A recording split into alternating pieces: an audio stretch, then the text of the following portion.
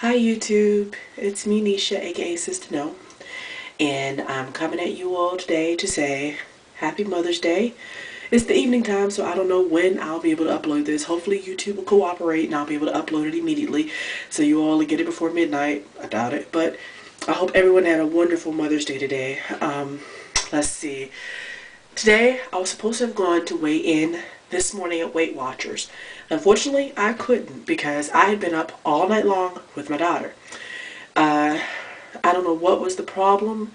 It was like she wakes up once a night for her milk. Yes, I know she's almost 16 months and she still wakes up one time a night for her milk. But if you recall, she has feeding problems. I can't get her on solids properly like your average 16-month-old. She's still on baby purees and baby food and, you know, just sensitive to solids. And so I still allow her, when she gets up once a night, just cries any time between 2 and 5. This child will get up and I will give her a diaper change and a bottle of milk and she'll go back to sleep. Well, last night for some reason she woke up at around 2. And so I did the diaper change and I gave her milk. And unfortunately I put her down and 20 minutes later, she was screeching, like screaming, crying in her room. And so I get up and I go in there and I check on her. Diaper's not wet. She seems okay when I picked her up. And so I'm like, okay. So I give her 5 more minutes of mommy coddling. And so I, coddle her a little bit. She wasn't fully asleep, so I put her back in the bed. And she fell asleep for apparently like 20 minutes or so. She was totally quiet. And then all of a sudden, she started screeching again. We went on like this for several hours last night. I don't know if she was having nightmares or if she was teething, because I gave her a little Tylenol by 3 something because I was like, I don't know what's going on. And so, yeah, but by 5 something, even almost 6 o'clock, she finally fell asleep and stayed asleep until about 11 o'clock this morning, and I had to wake her up at about 11 o'clock because homegirl would have probably slept another hour because she was so tired. But I went ahead and got her up because I want her on her regular schedule as much as possible. So that was my harrowing night, my Mother's Day greeting. She wanted to party with mommy for Mother's Day apparently. So yeah, that was my Mother's Day Eve, and I couldn't get up at 7:45 to go weigh in. It just wasn't happening because from the time that child woke up at 2 until she fell fully asleep to about 5, I never got back to sleep. So to get up at 7:45 was not happening. I had like one eyeball down here and the other eyeball over here. Like there was no way I was getting up for anything and functioning. See, I don't go to bed till like closer to 1 because she goes to bed at 10 something. And so from 10 something to 1 something is mommy's time. So I didn't think, okay, go to bed early. I never do that. So yeah, I had a total of like 3 hours of sleep. So, and even less if I had gone to Weight Watchers. But that's neither here nor there, but that's the reason why I didn't go to Weight Watchers to weigh in today. I'm going to go Wednesday again, and actually I don't mind because I like that other Weight Watchers location. It's a location actually closer to me that I go to when I go on Wednesdays to weigh in, and I actually like it. So I don't mind going, but I do plan to go back to the early morning Sunday one because I kind of like having my start days on Sunday. I like having my start days on Sunday, so that's a huge draw for me to get back to going on Sundays, as well as the fact that my sister's there and I like going to meetings with her because we're a huge support system for each other. So that's what's going on today, so no, I don't have a weigh-in for you. What I do have is greetings to all the mothers-to-be, all the potential mothers, and to all those who've been called mother bleepers. So I just wanted to wish you all a happy Mother's Day. Another thing I wanted to talk about is something I alluded to earlier in a previous video. I think it was like 2 or 3 videos back. I referred to something called poop tolerance, and I also referred to partner training. And see, I'm going to clarify something. When I talk about partner training, I'm not talking about the exercising. I'm not talking about anything to do with fitness when I talk about partner training. So I just want to clarify that right now. So if you looked up partner training and you're looking at this video like, what the heck is this woman talking about? I'm not talking about exercising, so you might as well click it off. What I'm talking about is relationships and love and dealing with another person in your life that is supposed to be your partner in life. And those 2 elements, those 2 theories that I have, the poop tolerance theory as well as the partner training theory, both of those theories work together to make it so that It's a scientific way of making it known what you need out of a relationship. Because trust me, if you don't partner train and your partner does the partner training, it actually evolves into something undesirable for you. And I speak as somebody who knows what she's talking about. Not because I'm all this experienced kind of dater. Not because I've had a numerous amount of boyfriends. Because when I entered into the current relationship that I'm in now, I had the equivalent social, savvy of a 13-year-old girl. I mean, like, I had never had a boyfriend before in my life. Yeah, I said it. The boyfriend that I have right now is the first boyfriend I've ever had, and we did not meet until 2007. So if you want to do the math, I've never had a boyfriend before I was like 32, 33. Before that, I did not lose my virginity until I was 30. So to put that in perspective, yeah, I'm not saying I'm an absolute expert because of all the men I've been with, all the boyfriends I've had, or anything like that. I am an expert because I'm a woman and I've lived. Like the average woman out there, I've seen relationships, I've now have the experience of participating in a relationship, and I deal with other people on a regular basis. So my theories are based upon the knowledge and experience that I've gained from being Nisha, aka Sistah No. So when I talk about this, I'm not saying it as a doctor or somebody who's very experienced with men. I'm saying it as somebody who just can see it. And this is what I'm going to tell you. The basic definition of poop tolerance theory is what I said in my previous video, which is everybody gives off poop. The official thing it's called is tolerance, but I call it poop tolerance for the purpose of this video and the fact that I think I do want to kind of gear it towards to a variety of ages on here, because I think this is like information that a young girl could use.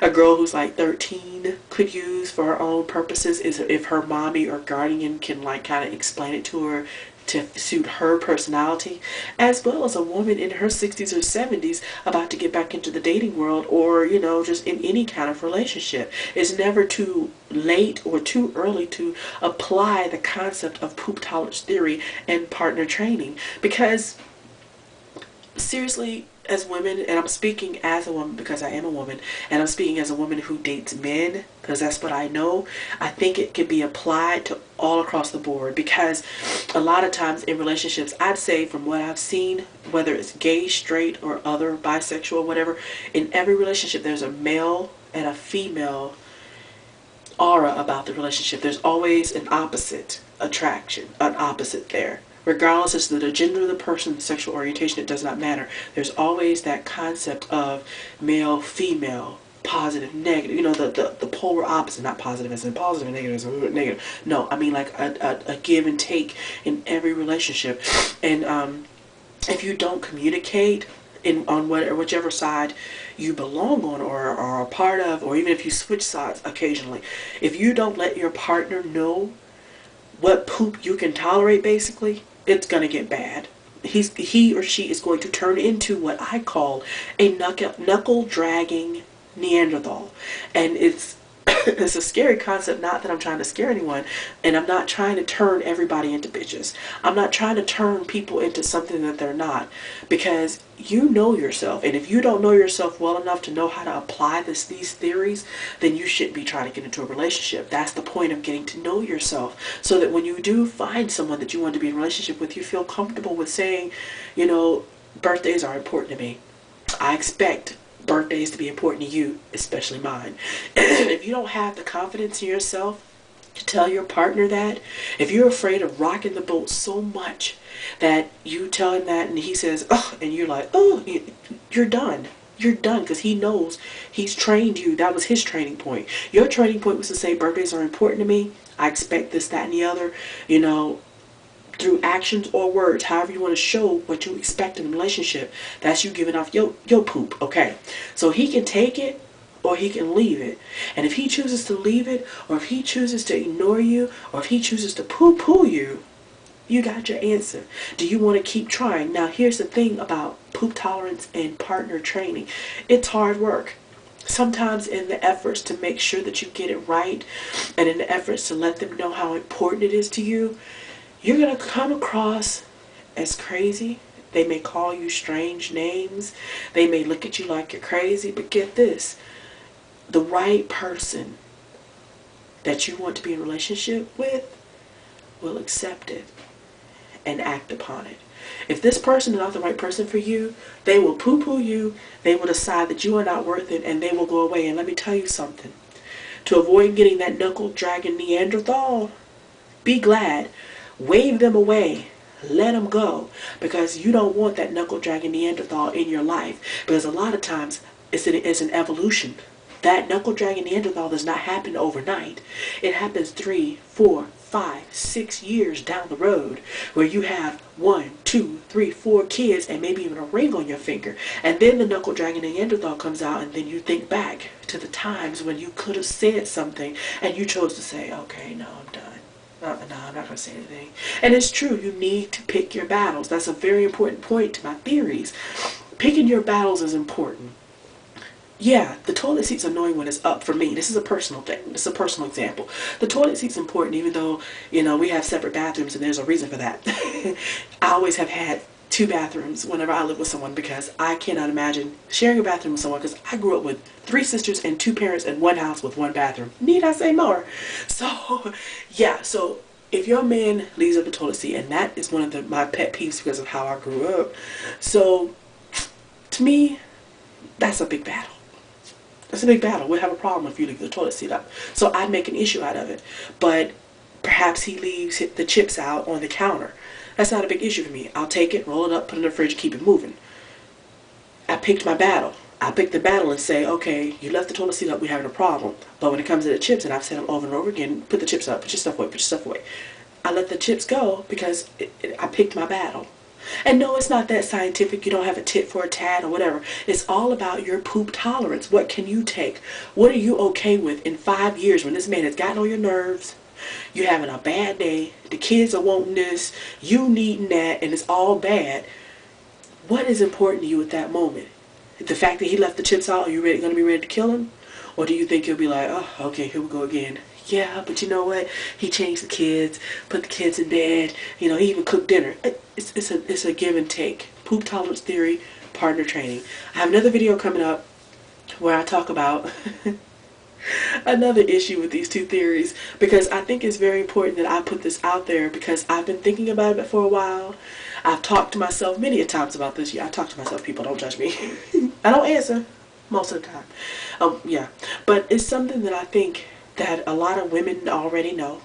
A lot of us already know this stuff, but we never thought to put it in categories and realize that, like, it's important to let our partner know what it takes for them to do in the relationship to keep us happy and to make us happy. You know, if like you like Valentine's Day and he come out the box with this number when you like first meet and you meet in January, and he's one of those guys that goes, oh, February, I don't like Valentine's Day. It's just one of those holidays that Hallmark made up.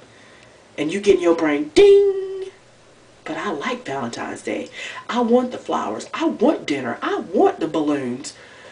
Yeah, if you don't say something at that point, that's going to turn into a moment where the poop tolerance level is going to get out of hand, especially if Valentine's Day come and go and you just let it go. And, you know, okay, well, you know. But Valentine's Day is important to you. The partner training says you need to tell him and say, wait, nah, man, I like Valentine's Day. And if you tell him you like Valentine's Day and he gets to know you a little bit better by February, if he don't do anything for Valentine's Day, ding, again, that should be one of your moments where you're like, So you have a choice. Do I go and say, wait a minute, what the heck is going on? Do you want to fight that battle and say and train? Do the training, do the work, do the tears, do the issues, and see if he's going to step up, step up, step up. Because the right person will step up. They will step up, and then it always is like a domino effect. They'll step up on other things because they'll be like, okay, she won't tolerate this. She won't tolerate me half-button on certain things. Yeah, that's true. That's a part of partner training because you let them know that you can't half-butt on me and what makes me happy. Because 9 times out of 10, if you're a good woman, you're doing things built in to make him happy. When you're in the store, what do? You know he likes that beer, so you make sure you have a 6-pack of that in your refrigerator. Oh yeah, he loves those chocolates. Oh yeah, make sure I always have some in the house. Yeah, oh he loves it when I have my hair like this. Well girl, I ain't cutting it because he like my hair long. We do little things all the time to make our partners happy, because inevitably they're probably training us anyway. But if we don't let them know what makes us happy as well, it's always going to be a tough road down the road. So that's just my introduction to poop tolerance theory and partner training theory. And I hope y'all understand where I'm coming from with this. I'm not coming from a preachy standpoint. I'm not coming from anything but just wanting to get the idea out there so that it can help somebody else. Because I wish somebody had said this stuff to me 5 years ago when I was 30 and just starting out, and like I said, had the, you know, the social, you know, social maturity of a 13-year-old girl just discovering boys. I wish somebody had sat me down and explained this to me. You know, I had seen the examples of it. I had said to myself, oh my gosh, it's horrible, I don't want that to happen to me, all that stuff. But nobody ever sat down with me and told me how to do it, explained to me that it's going to be hard, and then let me know that it's okay if it doesn't work for that particular person. Because if it doesn't work for that particular person that you're trying to train, let him go. Let him go, because that knuckle-dragging Neanderthal is nothing to play with. He's nothing to play with. I think of him as the boogeyman, the real boogeyman. Alright, I'm going to let everybody go. I'm sorry to keep babbling. I hope I can cut this video down because I don't know how long it is. But everyone have a wonderful beginning of the week. And I will talk to you all later. Bye.